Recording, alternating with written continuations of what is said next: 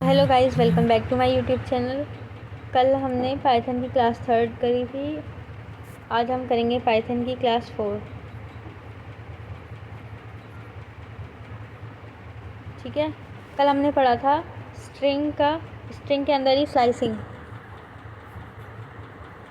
और भी चीज़ें पढ़ी थी, पर लास्ट टॉपिक क्या था? स्लाइसिंग, जिसमें हम क्या करते थे, जैसे मेरा नाम लिखा है तो इसमें क्या करेंगे हम, ये 3 लेटर हम एक्सेस करना चाहते हैं या कोई 2 लेटर, या हम पूरा ही एक्सेस करना चाहते हैं, तो तब हम स्लाइसिंग का यूज़ कर रहे थे, है ना। अब हम पढ़ेंगे आज स्ट्रिंग के फंक्शंस पढ़ेंगे स्ट्रिंग के। ठीक है। तो स्ट्रिंग के मेनली 5 फंक्शन हैं, और भी होते हैं, बट अभी मैं जो इम्पोर्टेंट हैं वो पढ़ा दे रही हूँ। ठीक है। तो हमने फर्स्ट फंक्शन है स्ट्रिंग, उसके बाद एंड्स विद। ठीक है। यहाँ पे वो डाल दो जिसको चेक करना है। जैसे मतलब इसमें ये होता है, जैसे मैंने लिखा स्ट्रिंग कोई कि string equals to I am Sakshi. ठीक है। अब तुम्हें चेक करना है, ये इसलिए होता है, ये हमेशा ट्रू या फॉल्स ही रिटर्न करता है। ठीक है। अब ये क्या होगा, यहाँ पे एंड्स विद का क्या मतलब होता है कि कोई स्ट्रिंग किससे ख़त्म हो रही है।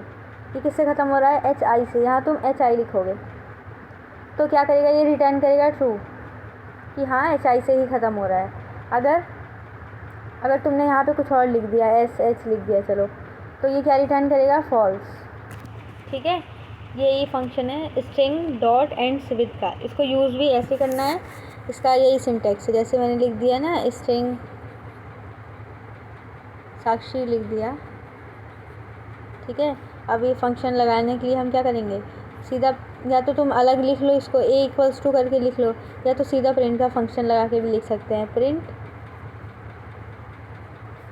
उसके बाद अंदर ब्रैकेट में स्ट्रिंग डॉट एंड्स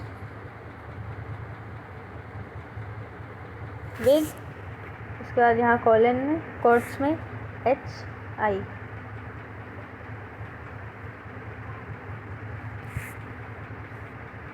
ठीक है।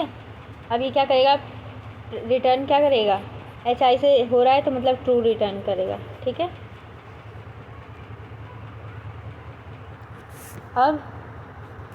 अब सेकंड फंक्शन आता है कैपिटलाइज का।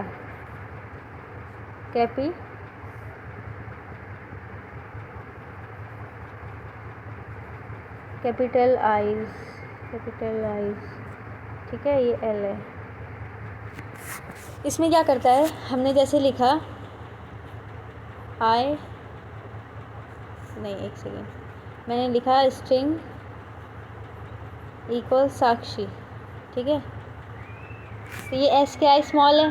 तुम ये वाला फंक्शन का जब कमांड दोगे कैपिटलाइज का, तो ये क्या करेगा, फर्स्ट वर्ड को कैपिटल कर देगा, यानी कि इट कैपिटलाइज फर्स्ट कैर। ठीक है। इट कैपिटलाइज फर्स्ट कैर मतलब कैरेक्टर। ठीक है। तो इसका सिंटेक्स कैसे होगा, जैसे एंड्स विद का था, सेम। कोई एक स्ट्रिंग होगी। ठीक है। उसके बाद तुम क्या डालोगे, प्रिंट, ए से बनाई है तो ए डॉट, उसके बाद फिर यहाँ पे लिखोगे कैपिटलाइज। ठीक है। और फिर ब्रैकेट में लिख दोगे, कैपिटलाइज में कुछ नहीं लिखते ब्रैकेट में।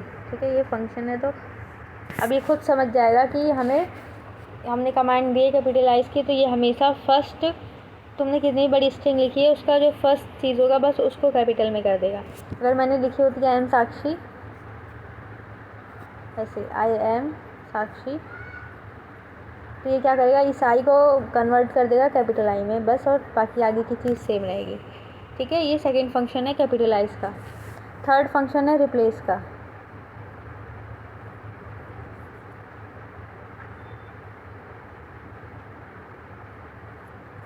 रिप्लेस। ठीक है, इसमें क्या होता है कि जैसे हमारे पास है कोई स्ट्रिंग की आई एम साक्षी, उसके बाद लिख दिया मैंने आई एम टीचिंग पाइथन। ठीक है, ये लिख दिया। अब ये कोई स्ट्रिंग है। ठीक है, अब हम चाहते हैं कि ये जो पाइथन है ये चेंज हो जाए जावा से।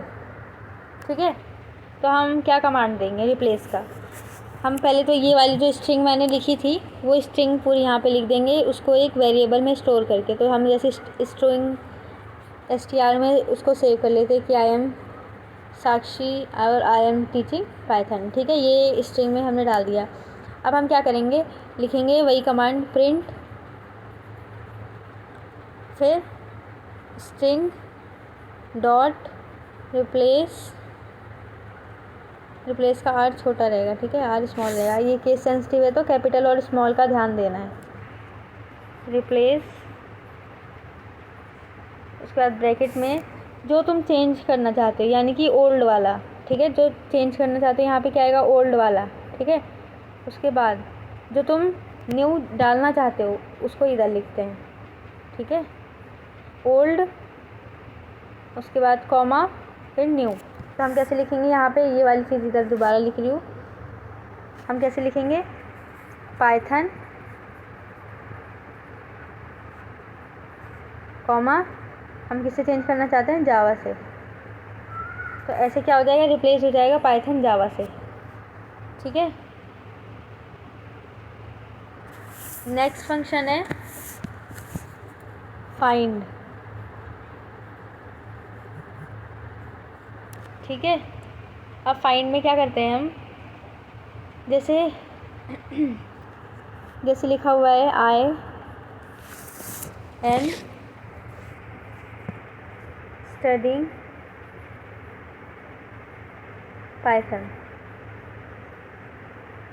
ठीक है,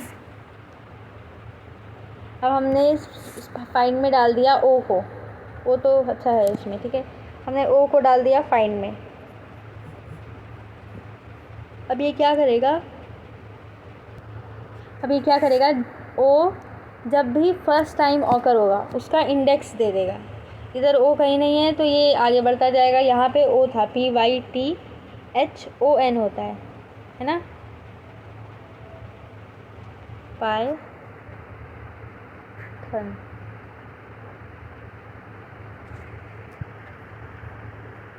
ठीक है, पता है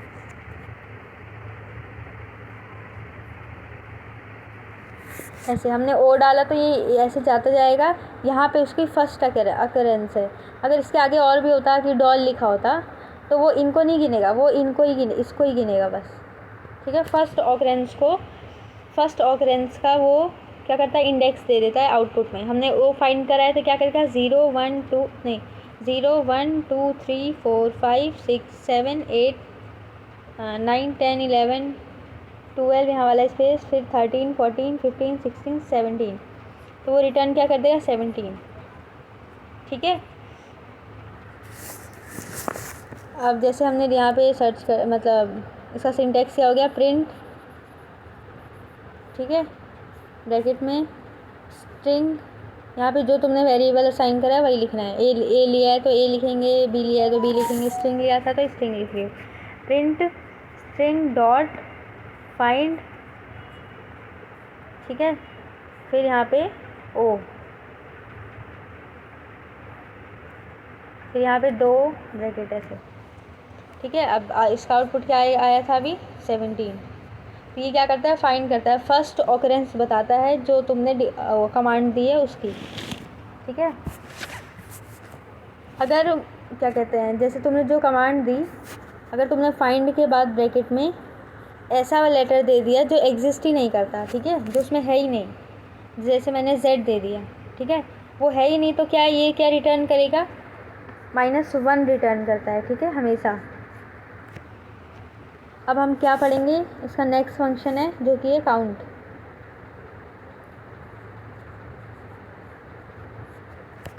ठीक है, ये क्या करता है, काउंट करता है ऑकरेंस। जैसे मैंने मतलब दे दिया कि स्ट्रिंग हमने लिखा आई एम साक्षी लिख दिया, ठीक है। तो काउंट क्या करेगा, सब स्ट्रिंग काउंट करता है, ठीक है। जैसे हमने यहाँ पे कमांड दी प्रिंट, ठीक है, स्ट्रिंग डॉट काउंट।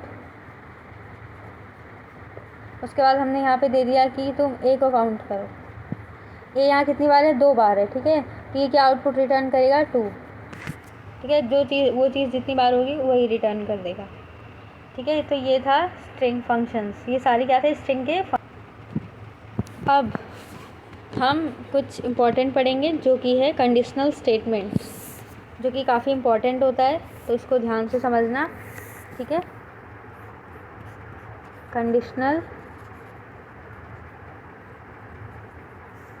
स्टेटमेंट, ठीक है।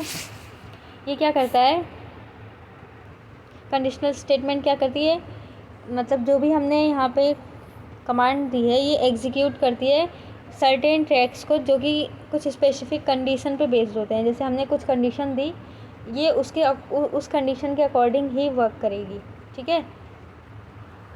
इसमें होती है 3 चीज़ें।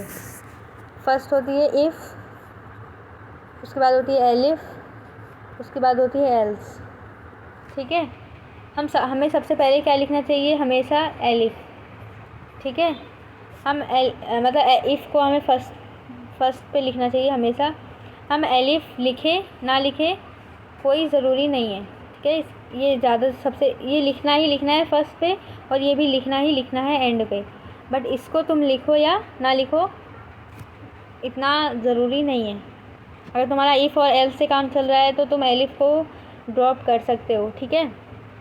अब इसका सिंटैक्स बताती हूँ मैं। इसका सिंटैक्स होता है, जैसे हम यहाँ पे लिखेंगे इफ़, हम लिखेंगे इफ़, फिर यहाँ पे हम डालेंगे कंडीशन, ठीक है। अभी मैं सिंटैक्स बता रही हूँ। फिर यहाँ पे हम लगाएंगे कॉलन, ये हमेशा लगाना ही है। उसके बाद जो कर्सर है वो यहाँ से नहीं आएगा, यहाँ से नहीं आएगा, वो कर्सर यहाँ से आएगा। ये इतना ऐसे गैप रहता है, इसको क्या कहते हैं हम, आइडेंटेशन, ठीक है। और ये ज़रूरी है, तुम्हें कर्सर यहीं से शुरू करना है, ठीक है। अब हम यहाँ पे लिखेंगे कि हमने कंडीशन दी, अब हम क्या करेंगे, प्रिंट करवा देंगे। कुछ भी हमने स्टेटमेंट डाल दी, उसको हम दे देते हैं स्टेटमेंट, STATEMENT, स्टेटमेंट 1, ठीक है। अब हम क्या करेंगे, एलिफ करेंगे। फिर हम यहाँ भी कंडीशन देंगे, फिर प्रिंट करवा देंगे स्टेटमेंट 2, ठीक है। फिर हम लगाएंगे एल्स। एल्स में कोई कंडीशन नहीं देते, सिर्फ कॉलन लगता है। यहाँ पे पैरेंथेसिस भी नहीं लगते, सिर्फ कॉलन लगता है, ठीक है। और यहाँ इन दोनों में ही तुम्हें पैरेंथेसिस के अंदर ही कंडीशन लिखनी होती है, ठीक है। उसके बाद तुम यहाँ पे डायरेक्ट प्रिंट करा दो स्टेटमेंट 3। ये हो गया हमारा सिंटैक्स इफ़, एलिफ और एल्स का। अब मैं एक एग्ज़ाम्पल लेके एक क्वेश्चन बताती हूँ, ठीक है। हमेशा हमें क्या करना है, इफ़ स्टेटमेंट से ही स्टार्ट करना है, ठीक है। और जो इफ़ की स्टेटमेंट है वो हमेशा बूलियन रिटर्न करती है। और जो कंडीशन चेक होता है, सबसे पहले कौन चेक करता है कंडीशन, वो इफ़ स्टेटमेंट है, वो सबसे पहले हमारा कंडीशन चेक करती है। एलिफ सिर्फ तभी चेक करता है जब इफ़ वाली कंडीशन गलत हो जाए, फिर एलिफ चेक करेगा। अगर एलिफ भी गलत होती है तब एल्स वाली कंडीशन रन करेगी, ठीक है। अगर ये रन कर गया इफ़, तो ये दोनों कंडीशन चेक ही नहीं होगी, ठीक है। अब मैं इसके 1-2 क्वेश्चन बताती हूँ, तब समझ में आएगा करना कैसे है। क्वेश्चन बता रही हूँ इफ़ एलिफ के, इस पर तुम्हें जितने ज़्यादा से ज़्यादा तुम लोग क्वेश्चन कर सकते हो, वो उतना अच्छे से तुम्हें ये चीज़ आएगी। और ये इम्पोर्टेंट है, तो इस पर क्वेश्चंस प्रैक्टिस करना, गूगल से निकाल लेना क्वेश्चंस। बाकी अगर मेरे पे होंगे जो, वो मैं यहाँ पे दे दूँगी, ठीक है, जैसे मैंने कल क्वेश्चन दिए थे। Please support guys. तो क्वेश्चन है, राइट आ प्रोग्राम, फिर ठीक है, टू चेक, इसको अपने कॉपी में लिख लेना, उसके आगे समझ में आएगा। Check if a number is multiple of 7 और नॉट, ठीक है, हमें ये चेक करना है कि कोई एक नंबर है वो मल्टीपल ऑफ 7 है या नहीं। ठीक है, और हमें ये चीज़ वो नंबर भी हमें क्या करना है, यूज़र से इनपुट लेके उसके बाद ऐसा प्रोग्राम बनाना है कि वो नंबर एंटर करे यूज़र और फिर वो दोबारा एंटर करे तो वो चीज़ चेक हो जाए और लास्ट में आ जाए yes it is multiple of 7 या no it is not multiple of 7। ठीक है, क्वेश्चन क्या है, write a program to check if a number is multiple of 7 और नॉट। तो हम इसको अब करते हैं। इनपुट लेने के लिए सबसे पहले क्या सिंटेक्स था हमारा, हमें वो नंबर लेना है, हम उस नंबर को ए वेरिएबल में स्टोर करेंगे। ठीक है, ए इक्वल्स टू इंट इनपुट, यहाँ पे लिख दो एंटर नंबर।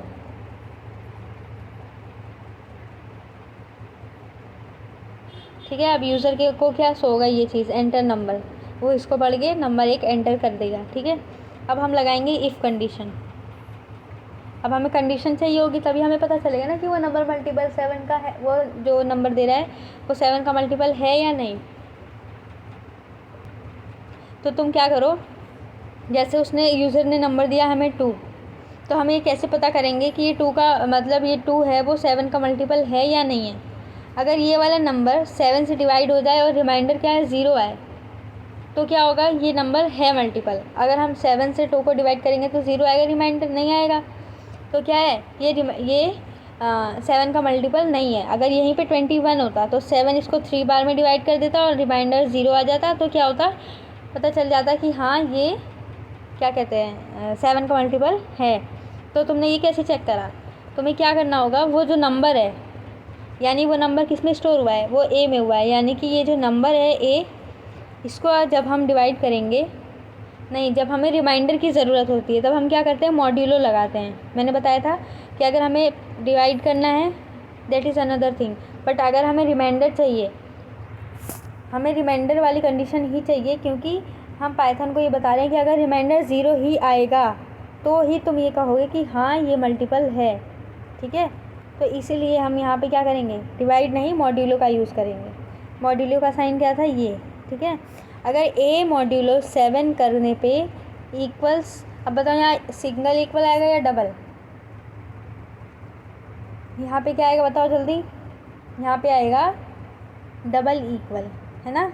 मैंने बताया था अगर हम असाइन करते हैं तब सिंगल क्या आता है, सिंगल इक्वल्स टू आता है, यहाँ पे हम असाइन कर रहे थे, लेकिन जब हमें कोई चीज़ इक्वल दिखानी हो तब वहाँ पे क्या आता है, डबल इक्वल्स आता है। ठीक है, तो ये लगा दिया। अब मैंने सही लिखा है ये, बताओ क्या अभी और कुछ लिखना बाकी है इसमें, तो हाँ बाकी है, वो है हमारा कॉलन लगाना। ठीक है, ये हमने कंडीशन दे दी इसके अंदर। अब हम यहाँ पे प्रिंट करा देंगे, प्रिंट, अब हमने कह दिया कि प्रिंट कर दो yes it is multiple of 7, multiple of 7।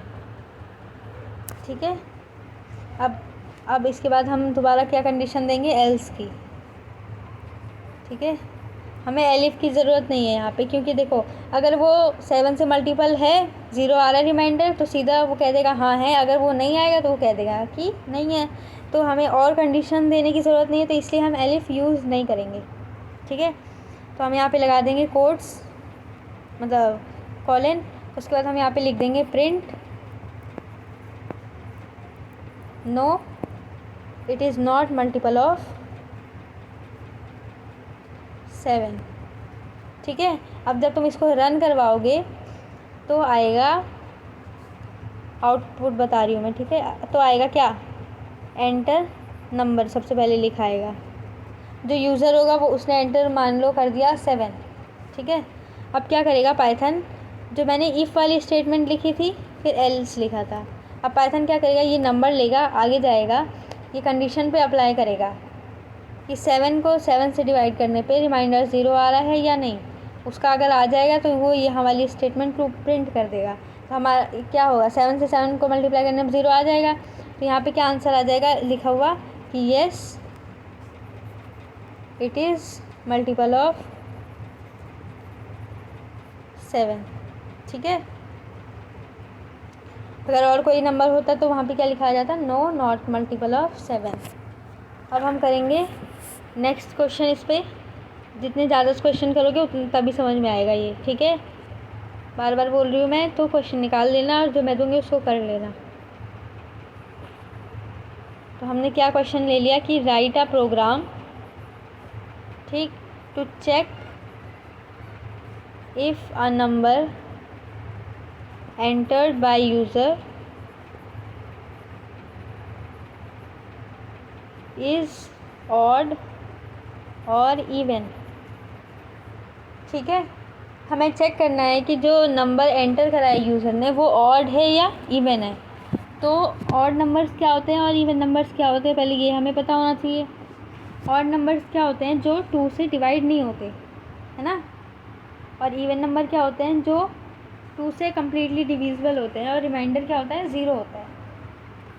ठीक है, तो तुम कैसे करोगे, हमें क्या करना है, पहले तो इनपुट ही लेना है। ठीक है, ये हमने a equals to int input and whatever जो भी लिखते हैं हम यहाँ पे लिख देना उसके बाद। ठीक है, इंट इनपुट जो भी लिखते हैं उसके बाद हम लगाएंगे यहाँ पे if condition. If a modulo 2 equals 0 print number is even. ठीक है, यहाँ पे कॉलन भी आएगा। उसके बाद हम लगाएंगे एल्स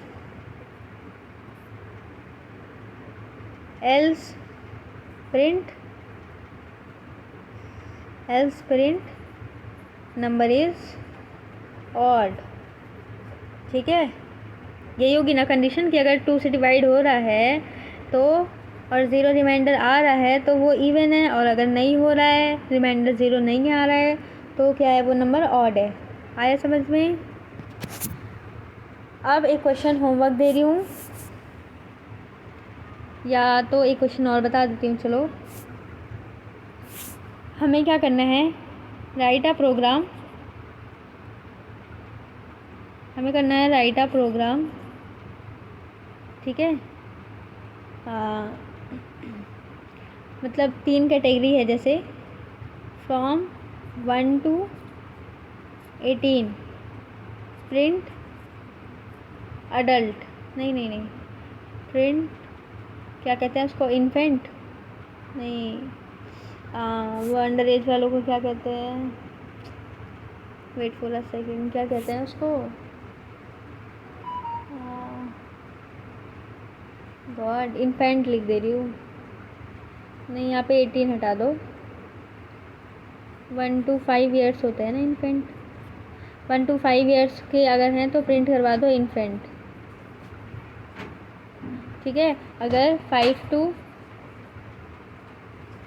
18 ईयर के हैं तो अंडर एज ही करवा दो, अंडर एज, मुझे याद नहीं रहा याद क्या कहते थे उसको। उसके बाद 18 to 25 हैं तो प्रिंट अडल्ट। ठीक है, और 25 अबव है अगर, तो तुम क्या प्रिंट करवा दो, क्या डालोगे, सीनियर डाल दो, सीनियर सिटीज़न डाल दिया चलो हमने। ठीक है, वटेवर। तो अब हम क्या करेंगे, प्रोग्राम लिखेंगे इस पर। फर्स्ट तो तुम्हें क्या करना है, इनपुट वाली कंडीशन ही लेनी हो, लिखनी होगी, और जो एज है उसको इनपुट करवाना होगा। ठीक है, उसके बाद तुम्हें कंडीशंस कैसे देनी है वो बता रही हूँ। हम इफ़ लगाएंगे, पहला क्या था, 1 से लेके 5 वाले किस में आएंगे, इन्फेंट में, वो किस में आ रहे थे, हाँ इन्फेंट में आ रहे थे। ठीक है, तो हमें क्या लिखना है, जो हमने ए में लिया है अगर इनपुट, तो हम ए से ए को लिखेंगे 1 से बड़ा हो ए। ठीक है, और 1 से बड़ा हो और इक्वल भी हो, है ना, नहीं तो 1 वाला तो रह ही जाएगा। तो 1 से बड़ा या इक्वल हो, ठीक है, ए, और 5 से छोटा हो या बराबर हो, तो वो क्या प्रिंट कर दे,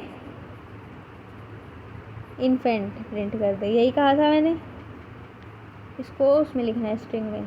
ठीक है, उसके बाद हम क्या देंगे, तुम चाहो तो और भी इसकी कंडीशन ले सकते हो, या तो तुम चाहो तो एलिफ वाली ले लो, क्योंकि वो देख थोड़ा अच्छा लगता है देखने में। अब हम क्या करेंगे, एलिफ वाली लेंगे। अब मैंने कहा था 6 से नहीं 5 से लेके 18 तक क्या होंगे, अंडर एज है ना। तो हम क्या लिखेंगे, 5 लेस देन 5 से छोटे हो, बराबर वाला तो यहाँ पे हो चुका है, तो इसलिए क्या करेंगे 5 से छोटा, अगर नहीं 5 से बड़ा है अगर ए, और छोटा किससे होना चाहिए या बराबर किससे होना चाहिए, 18 से। ठीक है, तो क्या प्रिंट कर दो तुम, प्रिंट अंडर एज। उसके बाद हम दोबारा एलिफ लगाएंगे। एलिफ को भी कितने बार भी लगा सकते हैं, इफ को भी कितने बार भी लगा सकते हैं, एल्स को सिर्फ एक बार लगाना होता है। ठीक है, अब हम यहाँ पे लगाएंगे 18 से बड़ा हो ए, और क्या हो 25, मैंने 25 कहा था ना, 25 से छोटा या बराबर हो। तो क्या प्रिंट करना है हमें, प्रिंट कर दो एडल्ट। ठीक है, उसके बाद एक कंडीशन और रह रही है, वो इसको मिटो के दे रही हूँ मैं, नोट कर लिया, स्क्रीनशॉट लेके नोट कर लेना। उसके बाद हम लगाएंगे एल्स।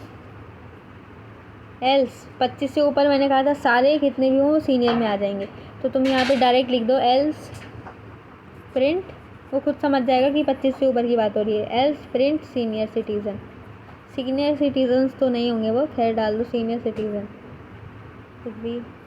ठीक है, ये मैंने क्वेश्चन खुद ही से दे दिया, इसलिए वो वर्ड्स थोड़े इधर उधर होंगे।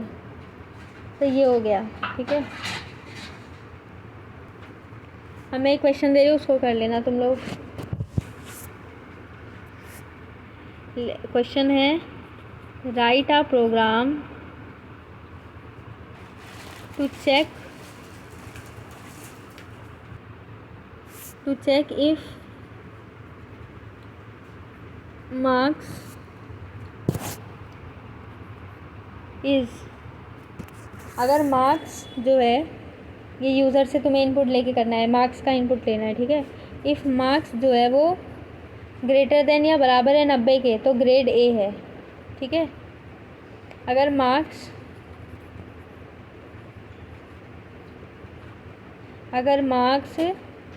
एक सेकेंड यार, इसमें अगर मार्क्स क्या है 80 से कम है, ठीक है, और 90 के बराबर है, तो ये ग्रेड बी है। अगर मार्क्स 70 से कम है, नहीं 70 से ज़्यादा है और 80 से कम है, तो ग्रेड सी। और अगर मार्क्स